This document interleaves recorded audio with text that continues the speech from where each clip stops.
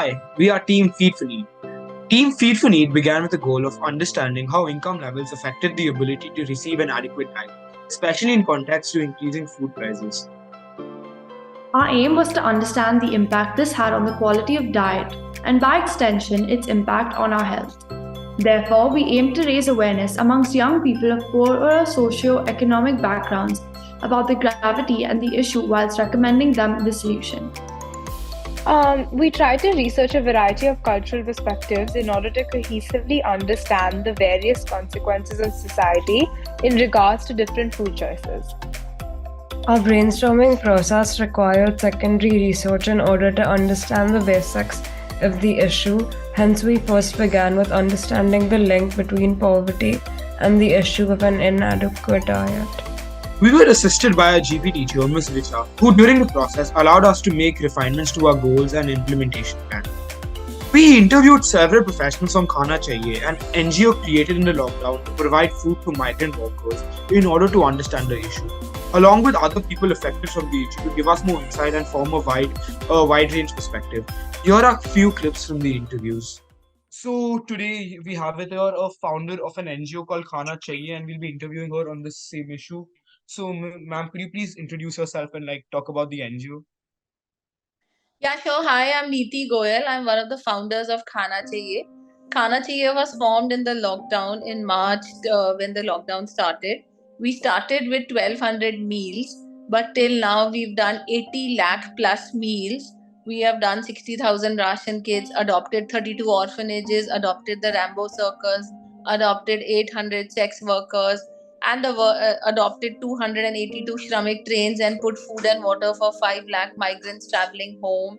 And we set up migrant camps on all the exit points of Bombay like Thana, Dahisar, Vashi, where we provided the walking migrants with food, water, ORS, and all of that. So that's how we are an SOS relief operation.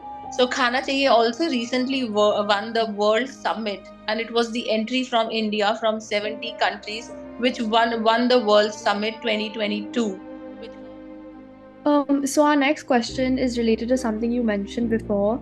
Do Yeah. ground level policies like ration cards, in your experience, work? They definitely work, but I'll tell you a major problem which I saw in the lockdown was that most of the people were from UP, Bihar, Jharkhand, all these states. Their ration cards are from the village where they live. So when they actually went to get the ration from the government, they were denied, saying that you will get ration in the village. In the village, they already have so much of wheat and rice and other things growing that they don't even care about the ration card. So a ration card for a person should be issued in a place where he's working, where he's earning a living, he's even striving to make two ends meet, and not given ration in the village where already they have enough and abundance.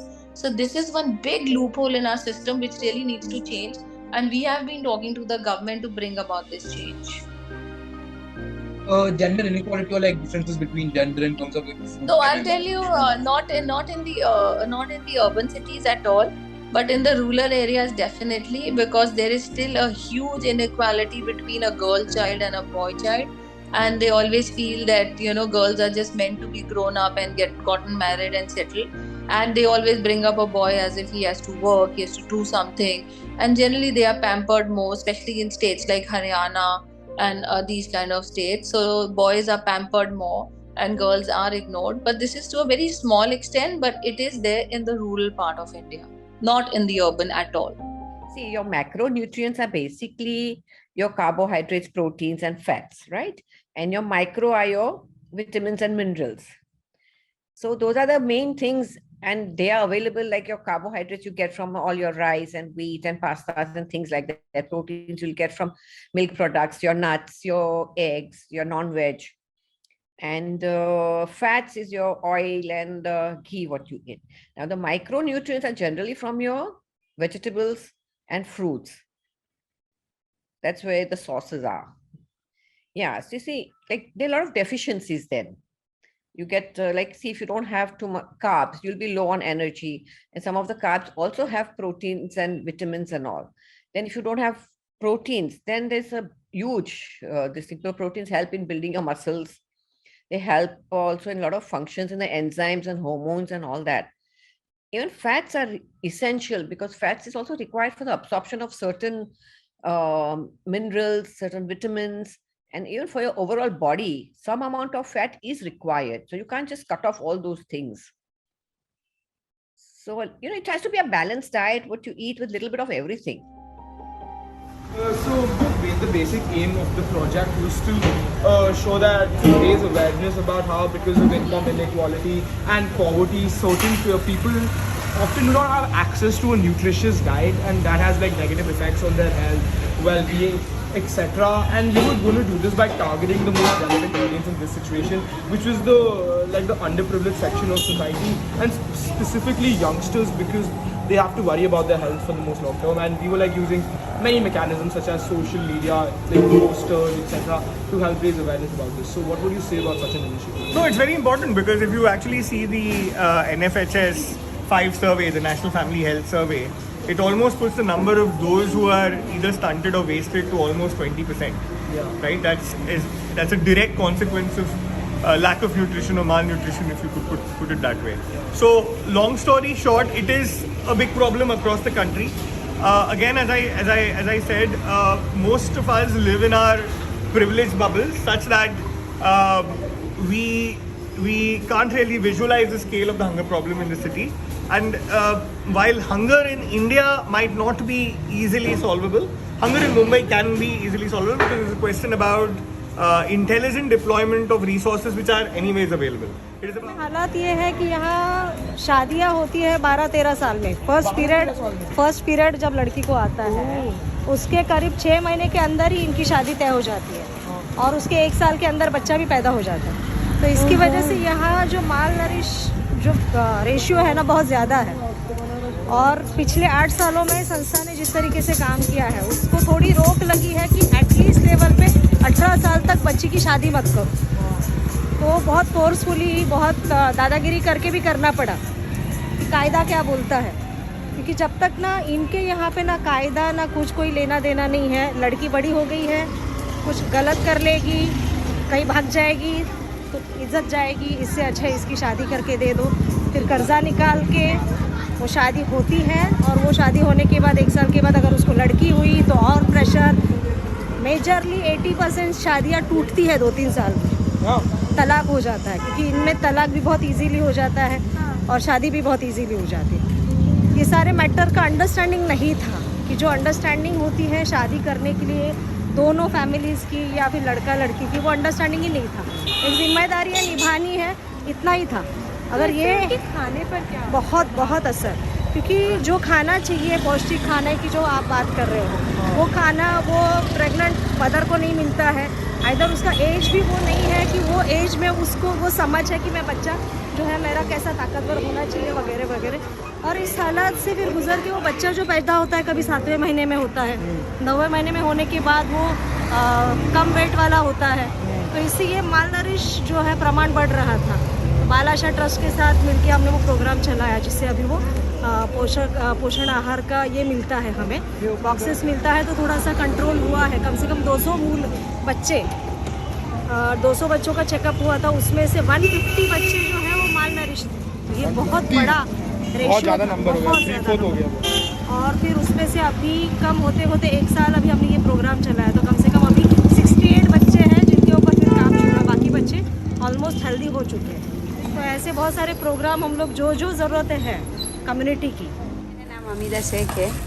मैं ये आदर्श foundation की member भी हूँ और महिला बचत गट की अध्यक्ष भी हूँ। और हम लोग ये कोरोना से लेके कोरोना में जो, क्योंकि हम लोग का जो थोड़ा बहुत काम चलता था, हम लोग धागा कटिंग वो सब करते थे, तो एकदम से बंद हो गया। तो सबके दिलों में डर बैठ गया कि हम लोग अभी रोज़गार कहाँ से लाएंगे, मतलब कैसे बच्चे को क्या खिलाएंगे, क्या करेंगे। तो खाना चाहिए वाले टीम रूबिन सर है, मतलब अमोल सर है, मिथिला मैम, सब मिल के, सब जो टीम है सब मिल के फिर हम लोग को सपोर्ट किए। ये सुजाता मैम कि मैं बात करती हूँ, जो इधर से अपने को कॉन्ट्रैक्ट मिलेगा और हम लोग ही पकाएंगे सब महिला मिल के। और हम लोग इधर से मतलब फ्रेश खाना भी जाएगा, ख़राब भी नहीं होएगा और जो गरीब है वो खाना भी गरम गरम खा सकते हैं। ते जे सिगरेट हे आहे ना हे ठेवून द्या. ते म्हणलं तुम्ही जर कमवत नाही तर हे सगळं कसं करता? बरोबर आहे का? बरोबर है ठीक है मैंने जो बोला कि नशा बढ़ रहा है, यही है ना हालत कि अगर मुझे काम नहीं है तो मेरा हाँ आता काय सांगायचं थोड़ा आप अपना सेहत के बारे में बता सकते हो कि कैसी सेहत है? एक वीडियो लेना. ठीक है दोस्त ठीक है या बंद किया हम फोटो ले रहे तो तुम्हारे काम का आ जाओ. आपकी सेहत कैसी है? ठीक है ये सब खाना पौष्टिक है? आपको लगता है कि आपके बच्चों के लिए अच्छा है कि ये इतना पौष्टिक खाना मिल रहा है उन्हें? 2 मिनिटं थांबा.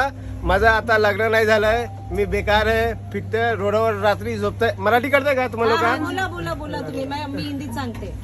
सब जो है मेरे बेरोजगार डेली नाका पे जाता हूँ. अब कभी कदार है जैसे आप ये घर में house is in use going वो महाराज है ना कभी कदार कैटरस से काम करता कभी कदार लेके गया. देखो जैसे लेके गया तो 100-200 मिल गया नहीं तो वही बेकारी है. अभी 1 ईयर मतलब 10 मंथ हो गया हम काम नहीं किया. Along with our survey, which had over 200 responses in 2 languages.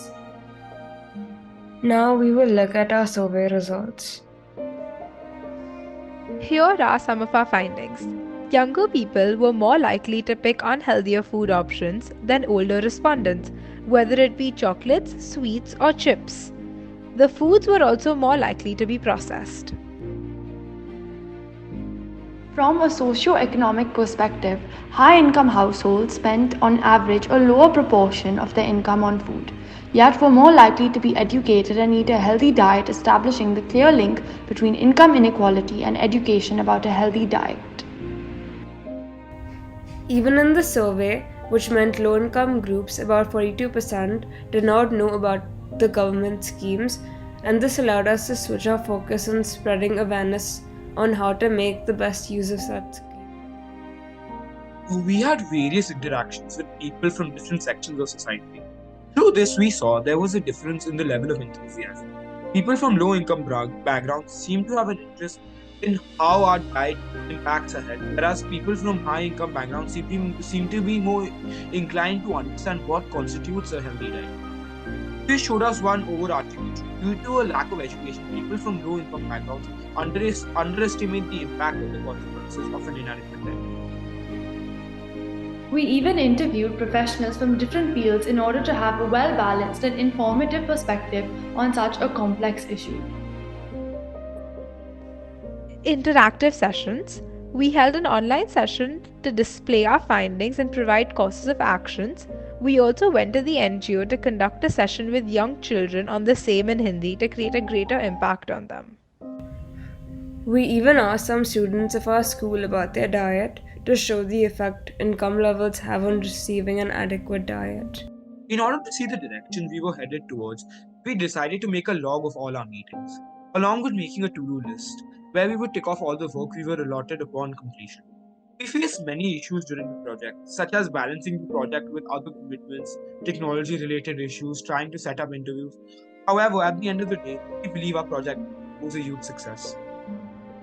Although we were not the ones affected directly by the issue, I believe by exploring different cultural perspectives, we were able to form an informed opinion on the extent of how poverty and inequality affect our lives. We tried our best to reach as many people as possible and hope our social media account and infographics will continue to raise awareness. The collaborative aspect of the project allowed us to stick to each other's strengths and produce our best work. This project as a whole was an enriching experience as it humbled us about the privilege we find ourselves in and how adapting our actions according to the circumstances is the most important characteristic. Thank you for watching.